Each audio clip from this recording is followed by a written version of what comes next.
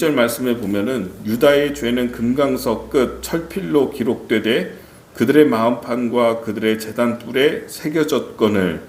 자기의 마음에 새겨졌다. 죄가 다른 사람 누가 어떻게 고발을 하고 그게 아니라 자기의 죄는 어디에 있냐? 자기 마음판에 금강석 그 끝으로 새기는 것처럼 자기의 마음판에 새겨져 있다. 이렇게 얘기하고 있습니다. 그리고 2절 말씀에 보면은 높은 언덕 위 푸른 나무 곁에 있는 그 제단들과 아세라들을 생각하도다. 이렇게 기록하고 있습니다. 우상 숭배를 이야기하는 것입니다. 어떻게 유다 사람들이, 하나님의 사람들이 이렇게 산당에서 이방신에게 숭배하고 절하고 분향하고 하는 일들이 있느냐라고 하는 것이죠. 그런 것을 자기의 마음판에 새기고, 그리고 이 이방 신당에 있는 그 뿔에 거기에 기록되어져 있다. 너희들의 죄가. 이렇게 말씀하고 계시는 것이죠. 3절의 말씀에 보면 들에 있는 나의 산하 내 온 영토의 죄로 말미암아 내가 내 재산과 내 모든 보물과 산당들로 노략을 당하게 하리니. 이방신을 숭배하는 것을 하나님께서 정말 미워하는 그런 일입니다. 왜냐하면 그 이방신 숭배하는 것이 이거 자기의 욕심이거든요. 자기의 욕심을 이루려고, 욕망을 이루기 위해서 이방신에게, 신에게 의뢰하고, 그리고 자기의 두려움을 피하는 방향으로 가기 위해서 이런 이방신을 섬기게 되는 것입니다. 이거는 사실은 이런 신을 통해 가지고 자기의 욕망을 투사하는 것이죠. 그래서 하나님께서 이것을 미워하는 일이 되는 것이죠.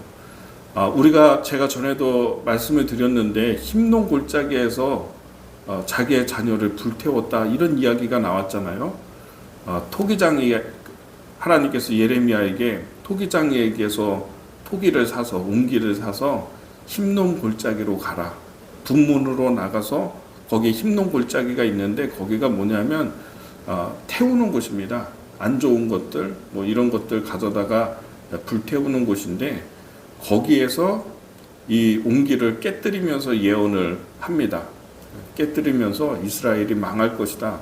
근데 망하는 이유가 뭐냐면, 예레미야가 근거로 되는 게 인신제사하지 않았느냐, 자녀를 여기서 불태우지 않았느냐, 이런 겁니다. 이게 이방 종교에는 늘 있는 겁니다. 하나님께서 율법에서는 인신제사하지 말라고 얘기하거든요. 자기 자녀를 불 가운데 지나가게 하지 마라. 이것은 악독한 것이다. 하나님 앞에 가증한 것이다. 절대적으로 금하고 있습니다. 므낫세 왕 때 그 일을 했어요. 실제로 있었어요. 그러니까 더 이상 말할 것도 없고, 이 나라가 망하는 것에 대해서 근거 더 이상 될 것도 없어요. 더 이상 필요가 없어요. 인신제사하지 않았느냐, 자녀를 불태우지 않았느냐. 그래서 이제 그 불태움 당하는 사람은 거기서 얼마나 소리를 지르겠습니까? 얼마나 막 비명을 지르겠어요? 근데 그 소리가 듣기 싫으니까 자기의 마음에 가책이 막 일어나잖아요, 사람들이. 그러니까 북을 쳤대요. 북소리가 무엇이냐? 북을 치거든요. 그 소리 듣기 싫으니까. 그러면서 인신제사 한 겁니다. 이방신을 섬기는 것이 그런 마음인 것입니다. 두 가지입니다. 첫 번째는 자기를 강화하는 겁니다. 내 욕망을 추구하는 것이죠. 내 욕망에 만족함을 얻는 것이고, 두 번째는 두려움을 피하는 거예요. 두려움을 피하고 욕망을 만족시키기 위해서 이렇게 인신제사를 하게 되는 것이죠. 가뭄이 생기면은 몰렉 종교, 그러니까 모압 사람들이 섬겼던 몰렉신, 그리고 바알신도, 아세라신도, 이방 종교에는 인신제사가 있는 거죠. 신에게 이런 어떤 가뭄, 이거를 피하려고, 두려움을 피하려고 어떻게 해요? 족장의 아들을 바쳐요. 족장의 아들을 불 가운데 장작더미를 쫙 깔아놓은 다음에 지나가게 하는 것입니다. 그럼 비명 막 지르면서 거기서 막 고통스러워하면서 쓰러지죠. 그럼 박수치고 환호하면서 이제 신이 우리의 마음을 들어서 비를 내려줄 것이다. 이렇게 하는 것이죠. 내 욕망을 이루기 위해서 다른 사람을 희생하고 신을 이용하는 이런 종교인 겁니다. 아세라 신은 풍요의 그 신입니다. 생명력이죠. 그래서 다산, 자녀를 잘 출산하고, 그러니까 바알 신은 비를 내려주는 신이고 농경의 신이고 아세라는 다산. 그러니까 둘이 결혼시켜요. 사람들이 결혼시켜요. 그리고 각종 음행을 거기서 막 합니다. 그리고 그것이 풍요의 상징이고 풍요의 퍼포먼스예요. 거기에 있는 사제들, 거기서 이제 사생아가 태어나게 되죠. 그런 가운데에서. 그러면 그런 사생아가 태어나고 이러면은 나중에 그 왕이요, 사람들이, 권력 있는 사람들이 자기의 자녀를 입적시켜요. 양자 삼죠. 그리고 막 전쟁 나가거나 아니면 가뭄이 있거나 이러면은 불 가운데 지나가게 하는 거예요. 그렇게 해서 인신제사 하는 거예요. 그래서 내 목적을 성취하는 거예요. 그러한 신이 이방신이에요. 그러니까 하나님이 맹렬히 타는 분노로 내가 정말 멸하겠다 하시는 이유가 있는 거예요. 저 말씀 보면은 4절의 말씀에 내가 내게 준 기업에서 내 손을 뗄 것이며 또 내가 너로 하여금 너로 알지 못하는 땅에서 내 원수를 섬기게 하리니 이는 너희가 내 노를 맹렬하게 하여 영원히 타는 불을 일으켰음이라. 이렇게 얘기하죠. 맹렬히 타는 분노. 어떻게 유다의 산에 푸른 나무 가지 이런 데에서 이렇게 이방신 섬겼거든요. 분양하고 했거든요. 그러니까 어떻게 유다의 언덕에 그런 것들이 있을 수 있냐? 너희들의 죄와 그 모든 것이 그 제단의 뿔에 새겨져 있고, 그리고 어디에? 내 마음판에 새겨져 있다. 이렇게 말씀하고 계시는 것이죠. 자, 5절의 말씀을 보겠습니다. 여호와께서 이와 같이 말씀하시니라. 무릇 사람을 믿으며 육신으로 그의 힘을 삼고 마음이 여호와께서 떠난 그 사람은 저주를 받을 것이라. 사람을 믿으며 육신에 자기의 뿌리를 두고 있는 사람, 자기 자신을 지금 이야기한 것처럼요, 이방신 섬기는 마음이 자기 자신에게 뿌리를 두고 있는 거예요. 사람을 의지하고 자기 욕망을 극대화하고 욕망을 이루는 방향으로 가는 거예요. 다 자기 중심적인 거죠. 이게 육적인 삶인 거죠. 그런 사람은 저주를 받을 것이다. 이렇게 얘기하고 6절에서 그는 사막의 떨기나무 같아서 좋은 일이 오는 것을 보지 못하고 광야 간조한 곳 건건한 땅 사람이 살지 않는 땅에 살리라. 이렇게 말씀하고 계십니다. 그렇게 육신을 의지하면서 사는 사람, 자기에게 뿌리를 대고서 자기를 의지하면서 사람을 의지하면서 사는 사람은 저주를 받을 것이라. 그 사람의 결과는 어떻게 되냐? 사막의 떨기나무 같아서. 광야의 떨기나무는, 여러분, 이 떨기나무가 큰 나무로 성장하지 못합니다. 우리로 보면은 개나리처럼 잠깐 이렇게 피는 그런 나무 있잖아요. 크지 않고 넝쿨처럼. 그런 거예요. 광야에서 물이 없으니까, 수분이 없으니까 이것들이 크게 자라지 못하고, 그리고 바싹바싹 말라 있습니다. 그 안이 텅 비어 있어요. 말라가지고. 그래서 온도는 지열이 높고 뜨거우니까 바람이 이렇게 불면요, 서로 나뭇가지가 서로 이렇게 교차해서 어긋 껴서 뭐 이렇게 비비다가 이렇게 불이 납니다. 화재가 나면 한 번에 확 타오르고 쓰러져 버립니다. 그러니까 모세가 떨기나무에서 그 불붙은 그 환상 보잖아요. 떨기나무에 불 붙은 것 보죠. 소명 받을 때에 모세가 떨기나무 불 붙은 거 봤어요. 그리고 지나갔습니다. 그냥. 왜냐하면 사막에는 그런 일들이 종종 있으니까, 전에도 봤으니까.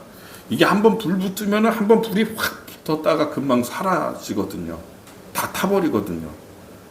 근데 모세가 지나가면서 그걸 봤는데 이상한데? 그 나무는 왜 계속 불타고 있지? 안 꺼지고? 그런 생각이 든 거예요. 지나쳐가지고. 돌아가서 봤더니 아직도 불타고 있거든요. 그때 하나님께서 모세에게 이곳은 거룩한 곳이니 내 신을 벗으라 하고 하나님이 만나주시죠. 그런 겁니다. 그러니까 한번 확 타오르고 난 다음에 꺼져야 돼요. 꺼져요. 그리고 쓰러져 버려요. 있었나? 없었나? 몰라요. 사람들이. 이게 하나님을 의지하지 않고 자기를 의지하면서 살아가는 사람의 운명이에요. 존재감이 없어요. 그 사람 없어져도 어떻게 없어졌지? 말라버리는 것입니다. 그리고 그 사람은 6절 말씀에 보면은 간조한 곳에, 건건한 땅에, 사람이 살지 않는 곳에 있다. 메말라 있기 때문에 여러분이 한번 생각해 보십시오. 이렇게 자기를 강화시키면서 늘 자기만 알면서 육체적으로 살아가는 이 사람하고 같이 있고 싶습니까? 아니잖아요. 그러니까 사람들이 다 떠나요. 다 뿔뿔이 흩어져요. 자, 우리 7절 말씀에 보면은요. 그러나 7절에 그러나 무릇 여호와를 의지하며 여호와를 의리하는 그 사람은 복을 받을 것이라. 8절에 그는 물가에 심어진 나무가 그 뿌리를 강변에 뻗치고 더위가 올지라도 두려워하지 아니하며 그 입이 청청하며 가무는 해에도 걱정이 없고 결실이 그치지 아니함 같으리라. 아멘. 너무 좋은 말씀이죠. 하나님을 의지하면서 사는 사람, 영적인 사람, 이런 사람은 물가에 심어진 나무 같다라고 하는 것입니다. 그래서 그 뿌리가 강가로 뻗어져 있어서 그 강가에 있는 습기를 계속 빨아들이고 영양분을 빨아들이고, 그래서 가뭄이 올지라도 더위가 올지라도 두려워하지 아니한다. 어떤 문제가 생기고요, 좀 어려운 시간이 와도 우리가 다 같이 힘든 때가 있잖아요. 예를 들어서 코로나처럼. 이건 뭐 피해가는 게 아니잖아요. 다 같이 맞는 거죠. 태풍을 맞는다면 다 같이 맞는 거잖아요. 전체가 다. 그렇죠? 가뭄이 있다고 한다면 가뭄은 어떤 한 사람에게만 오는 게 아니라 그 지역에 살고 있는 사람들에게 다 같이 오는 거잖아요. 이런 가뭄의 때가 올지라도 그 잎사귀가 마르지 않는다는 것입니다. 왜냐하면 강가에 있으니까, 물가에 있으니까 그 뿌리가 물가를 향해서 뻗어져 있어서 아무리 가뭄이 이렇게 와도 이스라엘 땅에는 1년 내내 비가 안 내리는 때도 있었어요. 그 재앙의 때에는 3년 6개월 동안 안 내렸잖아요. 근데 그런 순간이 돼도 강가에 심겨져 있는 나무는 잎사귀가 마르지 않는 것입니다. 다른 지역에 있는 그런 나무들은 다 잎사귀가 마르고 말라서 죽고 그러는데, 강가에 시냇가에 심겨진 나무는 그래도 어쨌든 그 물이 지나가는 자리이기 때문에, 물이 모여 있었던 자리이기 때문에 표면적으로는 강바닥이 말라 있어도 그 밑에를 쭉 파면은요, 거기에 물기가 있는 것입니다. 수분이 있는 것이죠. 이스라엘 땅에 가면 팔레스타인 땅에 그 과일이 굉장히 당도가 높고요, 맛있다고 해요. 저도 한번 가보고 싶은데 그 과일이 맛있는 이유가 일조량이 풍부하고, 근데 물기가 없다가 보니까 뿌리를 깊이 내린대요, 나무들이.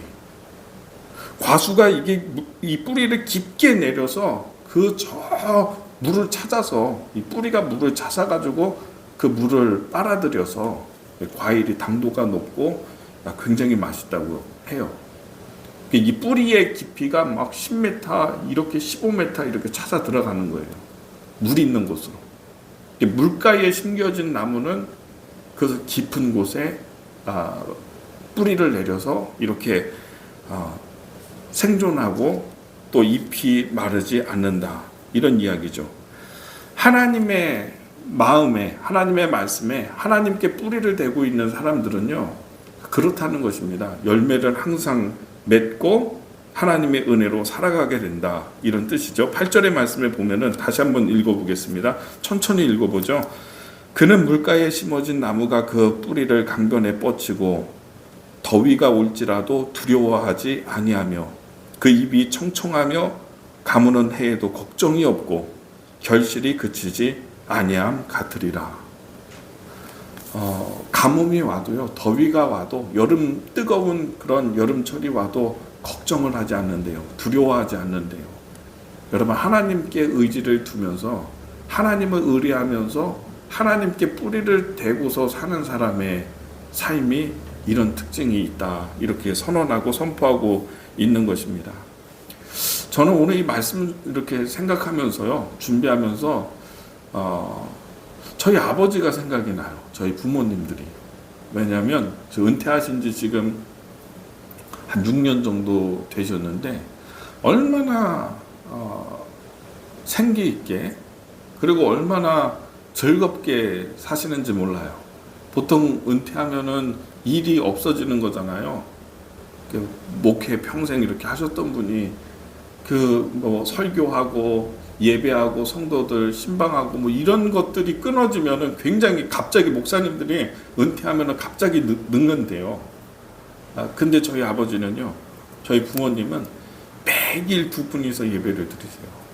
근데 예배를 드리는데 그냥 이렇게 두 분 앉아서 성경책 놓고 이렇게 설교하고 하는 게 아니라 목회했던 때처럼 똑같이 파워포인트를 만들어서 그 설교 이렇게 다 해서 한 20분 정도 설교 이렇게 만들고 파워포인트 만들고 자료 만들고 그거 하면서 몇 시간 동안 그거 해야 되거든요. 그렇게 해가지고 예배를 드린대요. 촛불 켜놓고 두 분이서. 아버지는 설교하고 어머니는 또 아멘 아멘 하고 듣고 받아 적고 이렇게 하면서 매일 하루도 쉬지 않고 그렇게 하신대요. 그리고 매일 기도하고 아람어로 주기도문 계속 암송하고 히브리어 계속 암송하고 성경 암송하고 그러면서 이제 보내세요. 너무 즐겁다고. 매일매일 즐겁고 재밌게 그렇게 사세요. 근데 그렇게 정말 제가 그 모습을 보면서 이 말씀이 이제 떠올랐어요. 물가에 심겨진 나무처럼 청청하고 잎사귀가 푸르고 항상 물론 육신의 기능이나 이런 게 좀 떨어지겠죠. 연세가 드셨으니까. 그러나 그 영이 항상 맑게 유지가 되고요. 기쁨으로 생활하고요. 여러분 우리 안에 우물이 하나 있다라고 생각하세요. 우리 안에 내가 우물을 판다고 생각하세요. 그래서 그 우물에서 영원히 마르지 않는 샘물이 솟아나는 것처럼 내가 예수님을 한 번만 떠올리기만 해도 영적인 양식이 공급이 되고 내 안에서 예수님이 수가성 여인에게 말씀하셨잖아요. 내가 주는 물을 마시는 자는 그 안에서 영원히 목마르지 않는 샘이 솟아난다 라고 하는 말씀처럼 물가에 뿌리를 대고 있는 나무처럼 내 안에서 이 하나님의 은혜와 주님의 생기와 주님의 말씀과 주님의 것에 내가 주님을 의지하면서 살아가기 때문에 계속 그 샘에서 솟아나는 것입니다. 힘이 나는 것입니다. 생기가 솟아나는 것입니다. 절대로 잎사귀가 마르지 않고 가뭄이 올지라도 더위가 올지라도 두려워하지 아니하고 저는 오늘 이 17장 8절 말씀 암송했으면 좋겠어요. 저는 오늘 이 단위 특별 새벽기도에 참여하는 모든 분들에게 이런 은혜가 있게 되기를 바랍니다.